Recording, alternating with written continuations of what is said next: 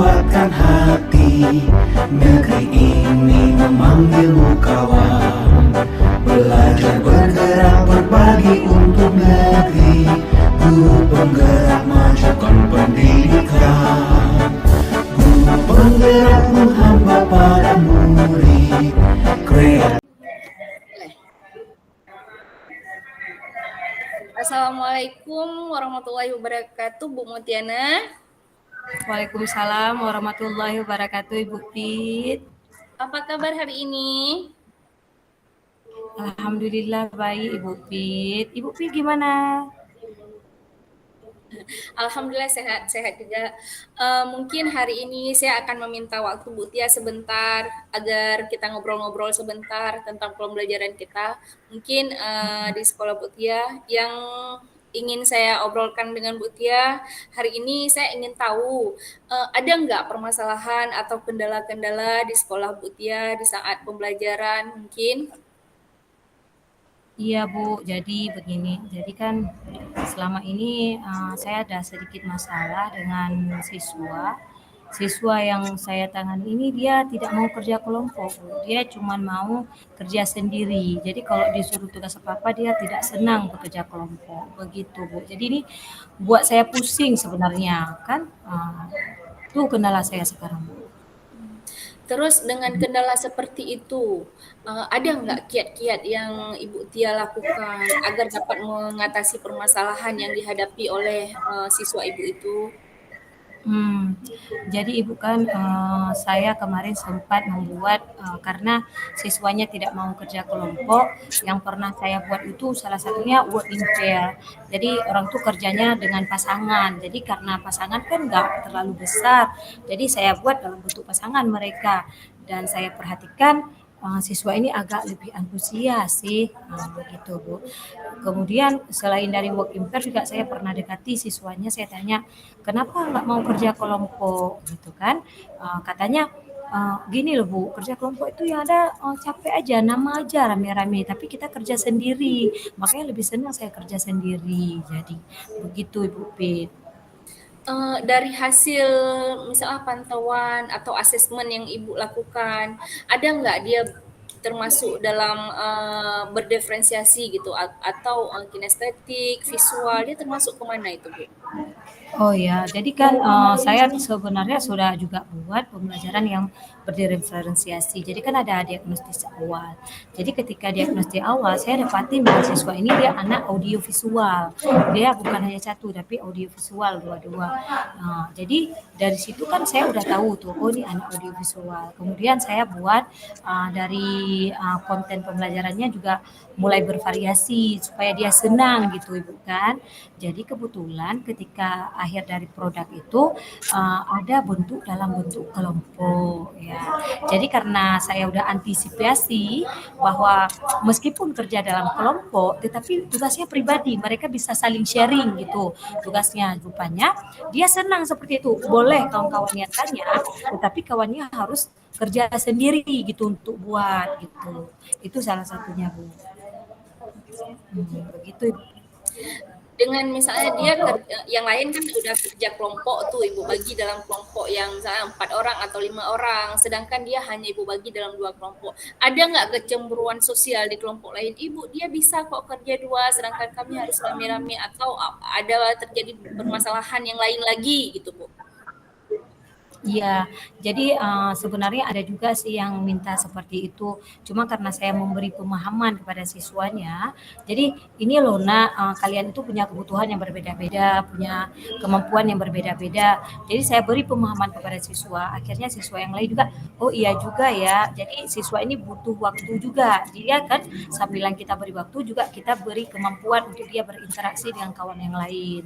Nah, jadi kalau kemarin-kemarin itu ada kayak kecemburuan sosial gitu kan, bukan. Jadi sekarang enggak ada lagi dengan adanya saya beri pemahaman kepada siswa-siswinya. Ada nggak Ibu tanya sama siswa yang terkendala itu, misalnya Ibu dekati, apa sih yang menyebabkan dia itu tidak mau misalnya kerja kelompok gitu? Iya, sempat Bu. Itulah karena kan seperti yang saya bilang tadi, saya pernah dekati, saya tanya kenapa, jawabannya capek Ibu kalau saya kerja kelompok, yang ada kawan-kawan yang lain itu saya yang kerjain, yang lainnya itu tidak mengerjakan. Akhirnya saya merasa ini sendiri gitu buatnya. Akhirnya saya berinisiatif Bu dari jawaban dia, meskipun kerja kelompok mereka harus punya porsi masing-masing. Jadi mereka akan berporsi kerjanya. Jadi semua akan punya kerja sendiri-sendiri.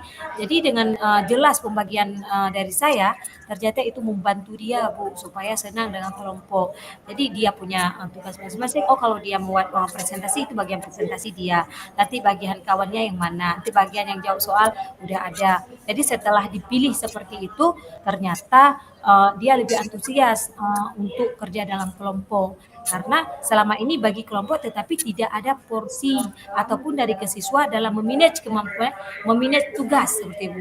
Jadi kalau saya mengantisipasi pertama saya yang manage tugas.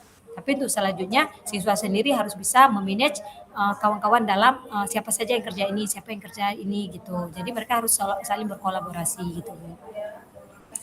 Dari langkah yang Ibu lakukan, misalnya berapa persentase keberhasilan yang Ibu arahkan dengan siswa itu? Kalau misalnya kita ukur dengan presentasi, Bu. Iya, jadi kalau dulu bukan waktu di awal-awal mungkin presentasinya sekitar 50% di awal Bu, karena dia masih senang kerja sendiri.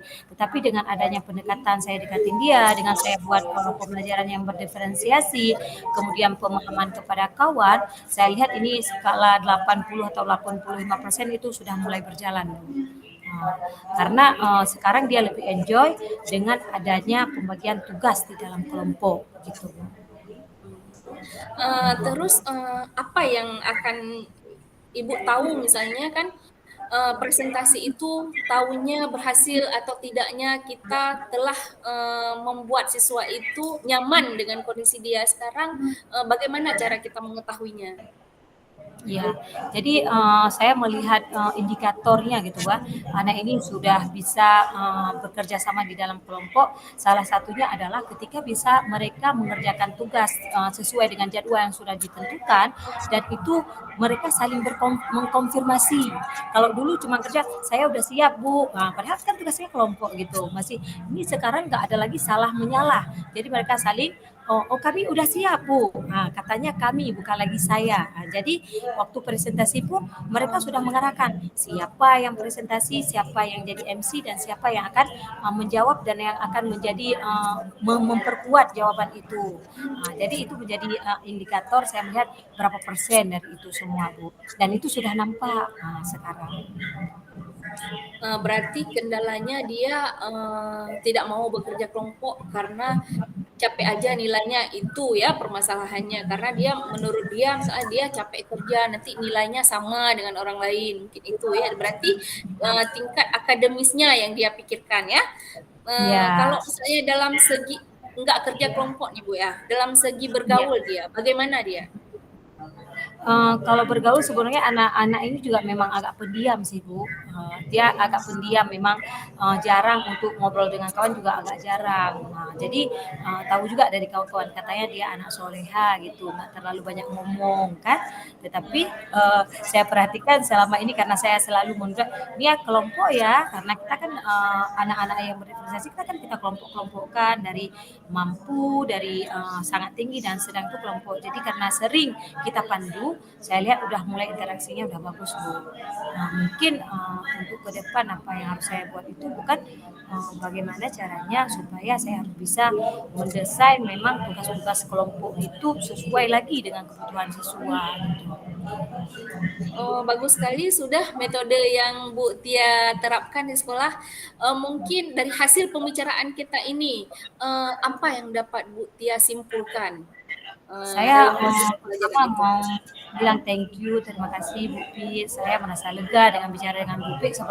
Seperti tergambarkan gambaran apa yang harus saya buat supaya siswa yang kasus seperti ini yang nggak mau kerja kelompok, saya harus perhatikan benar-benar basic dasar dia itu gaya belajarnya seperti apa, kemudian siswanya itu seperti apa. Jadi kalau udah dapat, baru saya akan membuat model pembelajaran yang berdiferensiasi sesuai dengan kebutuhan siswa.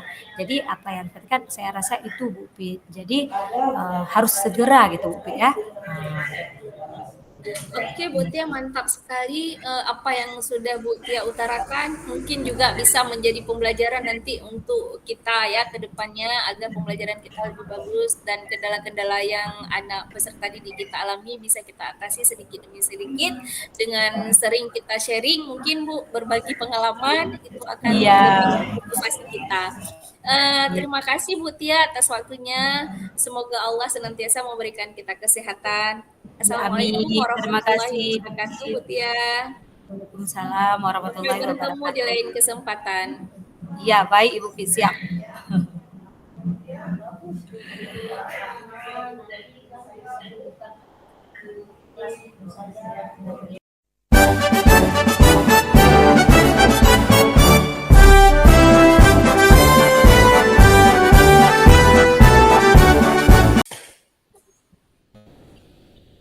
Hai Bu Fitri, apa kabar hari ini? Alhamdulillah sehat, Bu. Iya, Assalamualaikum, Bu Tia. Waalaikumsalam Bu Fitri. Eh, Ibu Fitri ini kita waktunya nggak lama-lama ini bukan? Ibu mau bicara apa nih hari ini?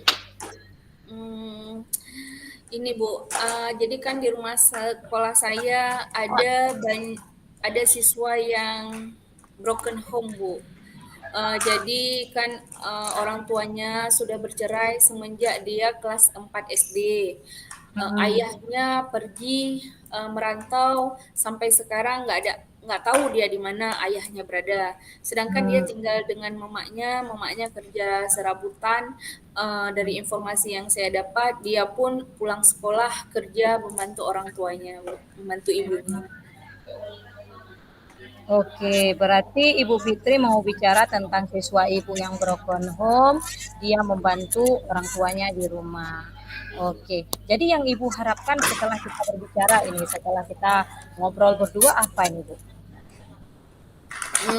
Saya berharap sih nanti misalkan penerapan yang saya lakukan dapat solusinya bagaimana untuk anak tersebut agar terkendala dengan masalah-masalah yang dihadapinya sekarang.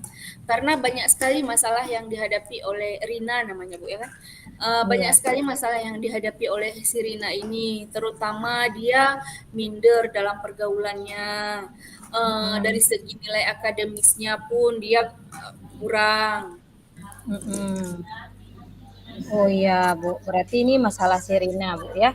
Jadi yang Ibu amati sekarang Rinanya seperti apa kondisinya Bu? Cenderung uh, murung dia. Kalau misalnya di dalam lokal dia murung, segan dia untuk bergaul dengan temannya. Terkadang dia juga kalau misalnya saya dekati, saya memberi nasihat dari hati ke hati. Saya meminta dia untuk menganggap saya terkadang sebagai teman curhatnya, jangan sebagai gurunya. Nah, dia baru terbuka sedikit demi sedikit tentang permasalahannya. Oh Yang dia iya, bagus hadapi. sekali. Berarti Ibu sudah mulai mendekati dia dengan menganggap, misalnya mengajak dia sebagai kawannya. Adakah langkah lain yang Ibu buat selama ini supaya si Rina ini tidak lagi minder dan kemudian dia juga akademiknya bagus? Itu gimana tuh Bu? Adakah langkahnya? Coba diceritakan. Langkah yang sekarang saya lakukan, Bu, mendekati si Rina. Saya Hmm. tanya permasalahan-permasalahan yang dihadapi. Pernah dia curhat, Bu, kepada saya, dia jarang dikasih uang jajan sama sama ibunya. Mungkin karena memang dia keluarganya, saya udah visit home sih Bu ke rumahnya sebelumnya, sudah ngobrol juga dengan orang tuanya. Saya sedikit tahu tentang kondisi rumah di mana dia tempat tinggal. Nah, akhirnya dia curhat kepada saya, dia jarang sekali dikasih uang jajan, sehingga kalau misalnya dari pagi sampai siang nggak ada jajan sama sekali. Dan saya sempat tanya, ada sarapan Rina di rumah? Terkadang dia curhat, ada Bu. Kadang saya sempat menitikkan air mata ketika dia curhat. Kadang Long, saya makan dengan air pakai garam Bu, kayak gitu dia curhat. Sesekali saya juga memberikan dia uang jajan Bu, karena kan rasa empati. Dan sesekali misalnya saya membawa kue kayak gitu, saya tawarin dia, Rina, ayo kita makan sama ibu. Kadang dia segan, tapi saya tidak semata-mata memberikannya. Tapi kan, Rina bantu ibu yuk membersihkan ruang ibu. Nah, nanti ketika sudah kami makan sama-sama seperti itu. Rina, ibu ada bawa kue yuk kita makan yuk. Padahal niat saya yang pertama adalah ingin membantunya, tapi jangan dia anggap misalnya kita seolah-olah memberikan sesuatu yang gratis, tapi karena dia bantu saya, ayo kita makan-makan bareng gitu. Terkadang saya juga kan di rumah buat nasi goreng Bu, kami makan berdua misalnya di dalam ruang, tapi saya suruh dia dulu misalnya, Rina bantu ibu yuk tempel-tempel ini di dinding misalnya kayak gitu kan. Tapi dia anaknya rajin, kita suka sama dia, cuman dia minder, nggak mau dia bergaul sama kawan-kawannya gitu, Iya, cenderung sendiri dia gitu. ya bagus sekali memang strategi supaya siswanya yang ibu gunakan, maksudnya dengan cara memberi dia rasa tanggung jawab, kemudian ibu memberi satu imbalan kepada dia. Padahal tujuannya itu yang tadi ibu ya, itu bagus menurut saya Bu. Maksudnya langkah strateginya sudah bagus dan ibu dekatin juga ada visit home. Apakah ada dampak? Apakah ada dampak setelah melakukan visit home, kemudian juga mendekati dia secara pribadi seperti itu? Adakah dampak Bu yang ibu lihat dari perkembangan Rina? Alhamdulillah Bu, ada trik lain juga yang saya terapkan, misalnya di jam-jam istirahat. Saya kan lihat dia tuh ngurung kayak itu. Terkadang saya kan membeli jajan jangan untuk dia aja, tapi untuk saya sendiri gitu di kantin kan. Tapi seolah-olah saya lewat, saya misalnya berjalan itu di depan kelas, seolah-olah saya lewat di depan dia. Rina, yuk kita makan. Habis itu saya panggil anak-anak yang lain gitu. Setelah kami ngobrol-ngobrol, ceceknya berinteraksi gitu. Habis itu dia kan udah ada kawannya tuh ngobrol. Nah, di situ mentara nanti saya pamit. Dengan saya seperti itu hampir misalnya seminggu saya lakukan itu sekitar 3 hari begitu. Dan alhamdulillah udah ada perkembangan sekarang. Cuman kendalanya aja dia minder karena waktu jam istirahat kan kawan-kawannya makan tuh semua jajan. Dia nggak jajan, itu mungkin yang membuat dia minder bergaul dengan temannya, dia cenderung menyendiri gitu. Pernah sekali Bu, saya terus terang bilangnya saya menitiskan air mata. Pernah sekali saya melihat dia meminum air kran Bu, air kran. Dan saya kan menanyakan, Rina kenapa kamu sampai meminum air kran di sekolah? Dia menjawab sambil air matanya berlinang-linang, saya haus Bu, saya lapar Bu, katanya seperti itu.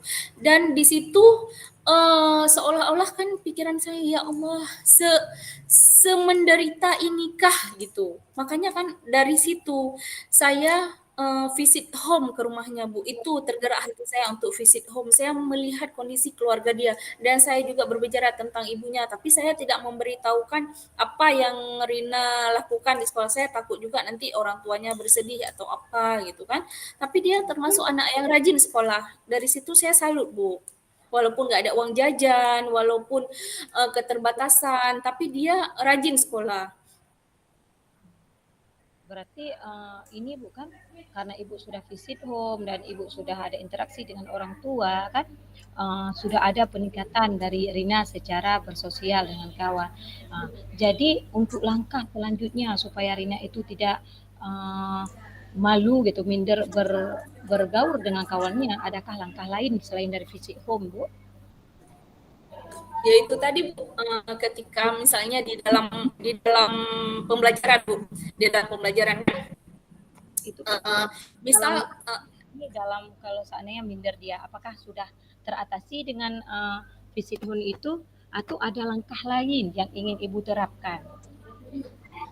langkah lain yang saya terapkan selama ini Bu, karena nilai akademisnya pun kurang, maka saya ada program untuk semua siswa, jangan Rina saja, tapi semua siswa ada program yaitu saya one day one word, menyuruh mereka menghafal satu hari satu kata, dan itu kata itu saya suruh buat, ada buku kamus kecil saya suruh buat masing-masing anak. Jadi dari buku bekas yang ada di rumahnya saya suruh klip, saya suruh gunting, dan saya suruh buat buku kamus kecil. Saya menyuruh mereka untuk menulis hari, tanggal, dan hafalan mereka. Begitu kena pelajaran bahasa Inggris, saya memang paraf, konsisten dengan apa yang saya suruh itu. Ketika pelajaran bahasa Inggris, ketika mereka mengerjakan tugas saya panggil satu-satu. Misalnya, Rina, hari ini ada hafal berapa? 2 Bu, sementara kawan-kawan yang lain mungkin hafal 10, tapi saya nggak ini terus dia motivasi, nggak apa-apa, Rina sudah hebat ya udah hafal 2, tapi kan lebih bagusnya lagi nanti Rina tambah hafalnya ya. Jadi terkadang kan karena motivasi dia, padahal kawan-kawannya yang lain juga lebih hafal. Sengaja saya memberi kue kayak gitu, kue snack kayak roti yang 1.000 kayak Tenggo 1.000 tuh saya beli terus satu, Pak. Siapa yang banyak hafal? Nanti Rina tanya, Bu, saya kan nggak banyak hafal. Kenapa, Pak? Ini bagi terus semua. Padahal itu salah satu cara saya untuk membantu dia gitu. Iya. Dan alhamdulillah termotivasi dengan apa yang saya lakukan. Wow, keren Bu. Maksudnya, jadi Bu setelah melakukan visit home itu, jadi mengupgrade dia dalam gimana biar gak minder dengan kawan, cari tahu. Sekarang Bu coba lagi one day one word untuk motivasi dia belajar. Jadi dengan dia belajar ini, dia udah mulai ada motivasi untuk belajar Bu ya, karena udah tahu kata-kata di dalam bahasa Inggris. Jadi Ibu, maksudnya selain one day one word ini kah, adakah treatment lain yang ingin Ibu buat ke depan supaya Rina ini lebih termotivasi lagi, Bu?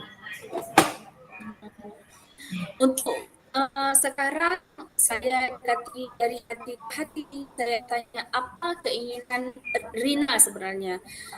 Kita dekati dulu sebenarnya apa menjadi keinginan siswa. Dari situ kita tahu misalnya apa yang akan kita berikan kepada dia. Ini jangan usah kita menyuruh aja tapi nggak tahu kita kondisinya. Terkadang dia makan dari pagi sampai siang itu makan. Tapi kita, Rina kenapa kamu nggak buat tugas ini itu segala macam.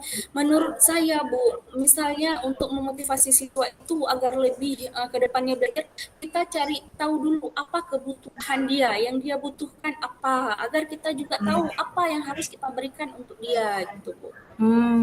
Berarti Ibu mencoba untuk mencari kebutuhan Rina apa yang diperlukan.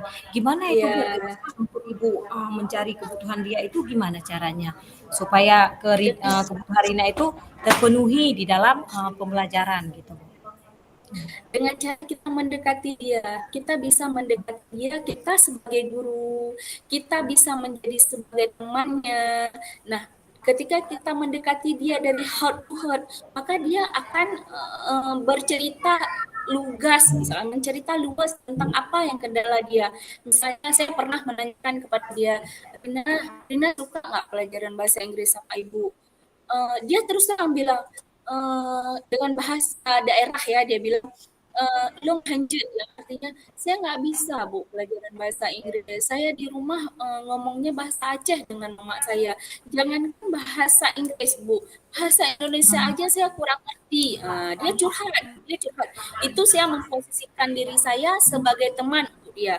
Nah, ketika saya memposisikan saya sebagai guru, saya memberikan dia, Rina, kalau misalnya Rina kan mau Ibu bantu, Rina kan nanti waktu jam istirahat kalau misalnya ada Rina lihat Ibu di piket, Rina dekati aja Ibu, Bu, Rina nggak tahu ini kayak mana bacanya. Nah, dari situ nanti Ibu ajari Rina step by step. Pertama Ibu ajarin dulu Rina bagaimana cara membacanya, nanti Ibu ajarin sedikit bagaimana cara pengucapannya, pronunciation-nya. Nah, dari situ dia termotivasi.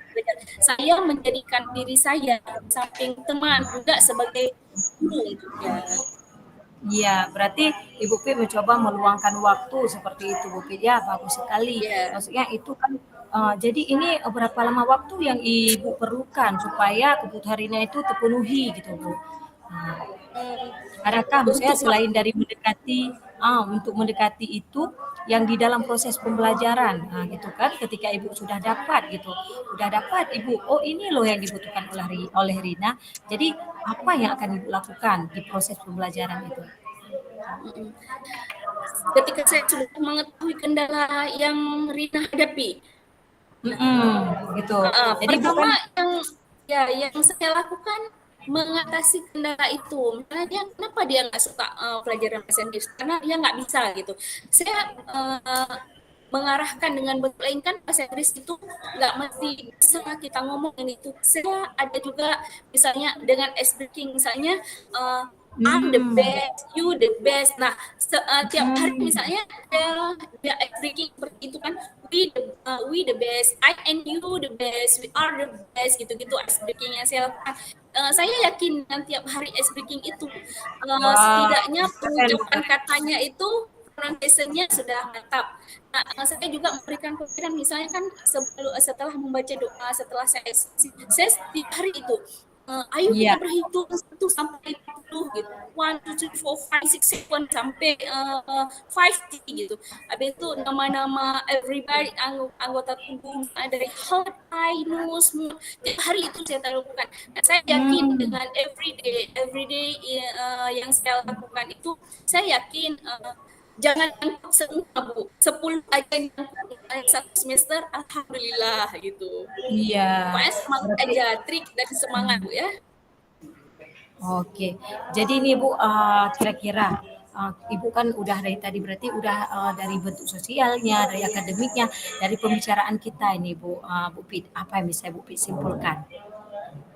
Nah, Jadi untuk saya kebutuhan si bisa Rina. menyimpulkan bahwasanya pembelajaran itu tidak hanya kita melihat dari sisi akademisnya, harus harus pintar dulu baru misalnya kita memberikan nilai, tapi dengan kita motivasi dia, kita mendekatkan dengan dia, nah bisa membuat siswa itu juga aware ya dengan kita dan bisa meningkatkan nilai akademisnya, juga bisa meningkatkan motivasi dia dalam berkuliahnya.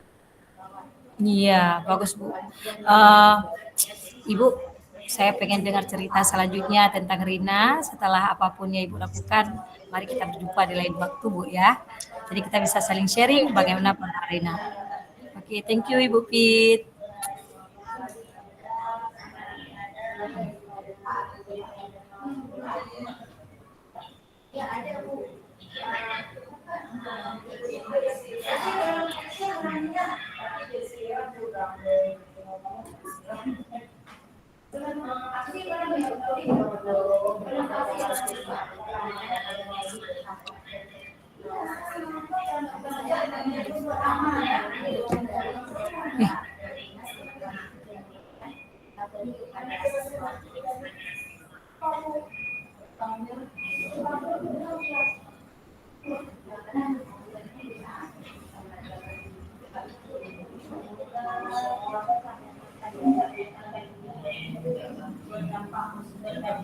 Oh Ibu Pit kah?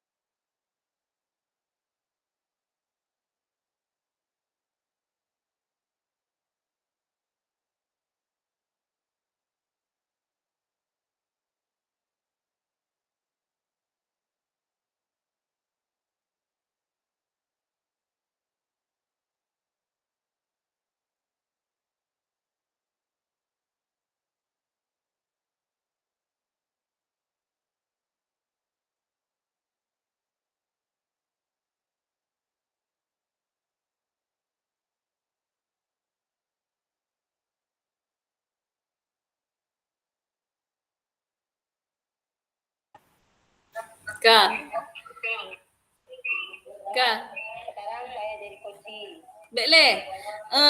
Nyan tak stop le record ya, Tak stop le ya. Tak stop. Saya tak stop juga. Dalam stop kan ya? Golong stop, stop. Stop ni. Hai bukit saya kan macam punai kurang dah. Pak Ruslan nak ke punai kurang dah.